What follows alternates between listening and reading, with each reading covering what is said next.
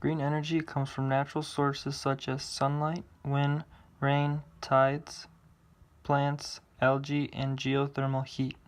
These energy resources are renewable, meaning they're naturally replenished. In contrast, fossil fuels are a finite resource that take millions of years to develop and will continue to diminish with use. These low-costing solar panels are being installed to homeowners, businesses, and government buildings to generate green energy and even lower their electricity bill. Solar panels are a way to help the environment to generate green energy through the sunlight. The green energy being made is used to save money, but also in long terms is saving the fossil fuels that we use today. Solar panels are used to create green energy and renewable energy from sunlight, but the wind is a factor as well when it comes to making them. The wind can cause damage and leave dust on the solar mirrors that cause the solar system to not generate energy as good as it could with no dust on the surface. This makes it hard for making green energy by having problems damaging the solar panels made by humans to make green energy. The limitation is that it would be a con to going to green energy because these machines would need to be maintained and built. Wind turbines are hard to build and cannot just be made where there are high winds.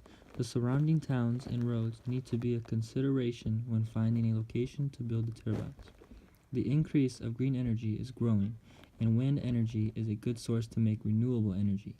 That being said, the wind turbines are being built bigger and bigger. The blades of these huge turbines are made in a special factory because it requires special equipment. These larger blades have a high cost when it comes to transporting and handling the blades, and special bolts to build the turbine.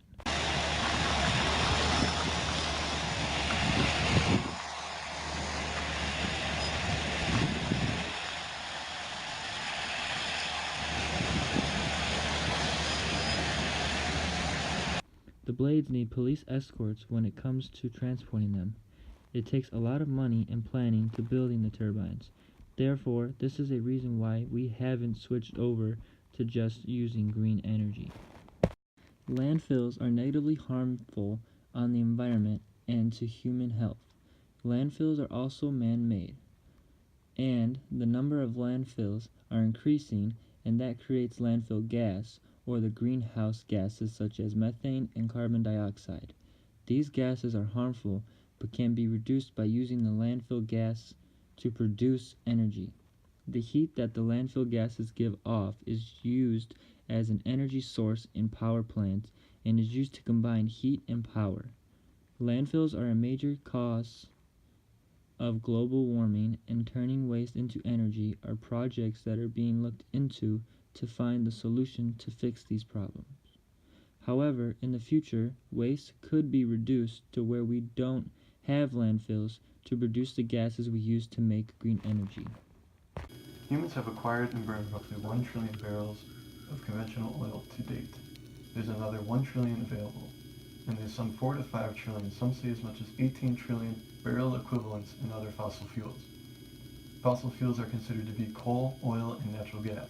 They are considered fossil fuels because they are fossils of dead plants, animals, and other living things that have died millions of years ago and are now deep underground. The term fossil fuels in the subgroups coal, oil, and natural gas have been thrown around, so let's get a deep understanding of what they are.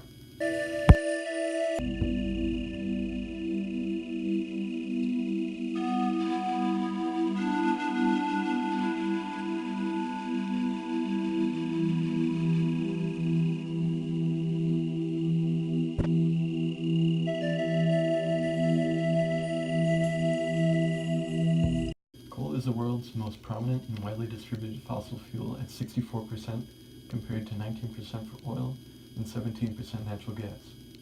It is formed from prehistoric land-based plants that have been compressing for millions of years.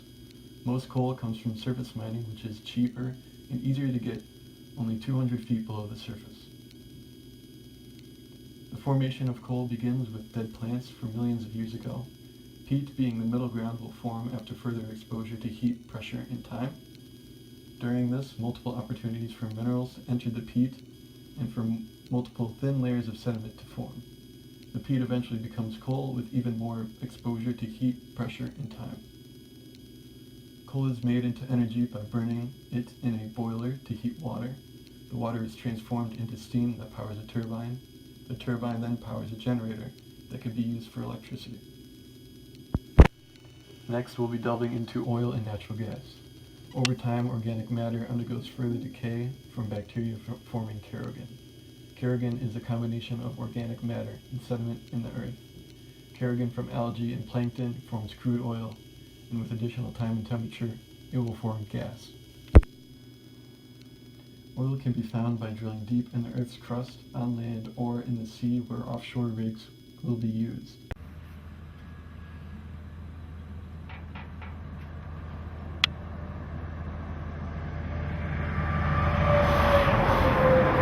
Depending on composition, the look of the crude oil can vary. There's the more common black gold or dark brown look, but it may also appear more yellow or green. Oil is found in porous rock formations in the near surface layers of Earth's crust.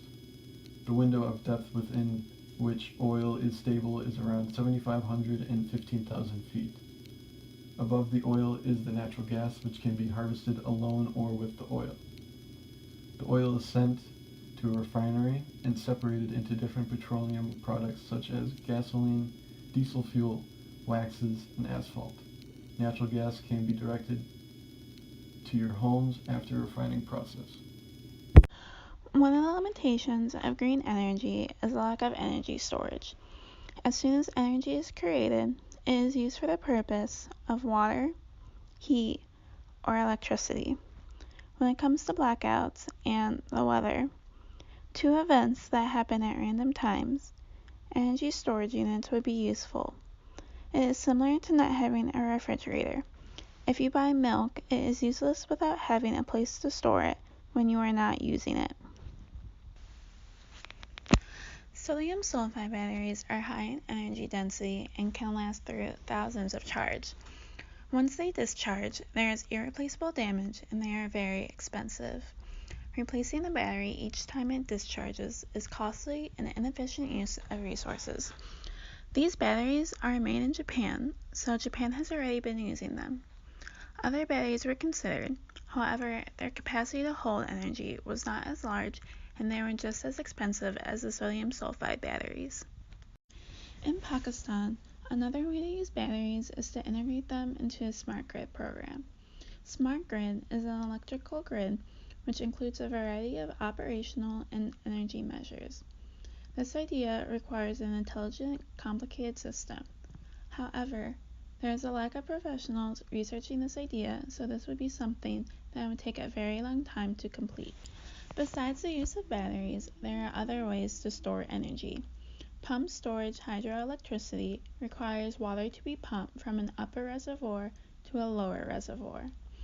The water would be able to stay there for long periods of time and used when it is necessary. However, it requires elevated land masses like mountains for this to be possible. So this energy storage is limited by geography. There are some places in Northern Europe, like Denmark and Norway, that uses this technology. Green energy supply is limited, depending on environment, weather patterns, and climate.